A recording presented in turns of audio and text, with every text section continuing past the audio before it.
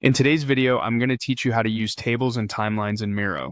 Miro is a fantastic tool for collaboration and visual planning, and knowing how to effectively use tables and timelines can greatly enhance your productivity. Let's dive right in. First, you'll want to familiarize yourself with the Miro interface. Head over to the Miro homepage by visiting their website. Once you've logged in, you should find yourself on the dashboard, which is essentially your control center for managing your boards. Think of it as your starting point for creating or accessing any visualization that you need. From here, let's create a new board. You can do this by clicking on the Create New button, which is conveniently located on your dashboard. Selecting Board will open up a fresh workspace for you. This is where you'll design and organize your tables and timelines, and it's nice to have this blank slate approach to encourage creativity and focus. You'll see a variety of templates available, which can be tempting to explore right away. But let's close this panel for now. We want to focus on crafting our own tables suited exactly to our requirements. If at any point you do want to explore templates, remember they're always just a few clicks away.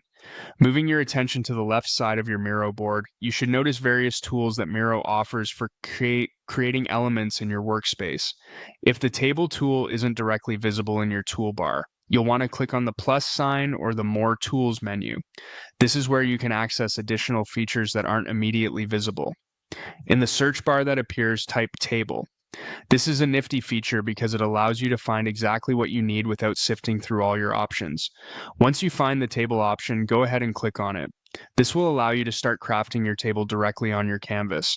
After selecting the table tool, you can choose the type of table you want to create and start typing out your content. Miro's tables are highly customizable, so feel free to adjust cell sizes, modify text, or change colors to suit your needs. This flexibility is what makes Miro a powerhouse for visual organizers. Don't forget, you can continue to edit your table as your project evolves.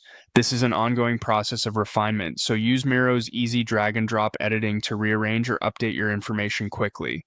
Finally, when your table is ready, ensure that it's added to your canvas by dragging it into place.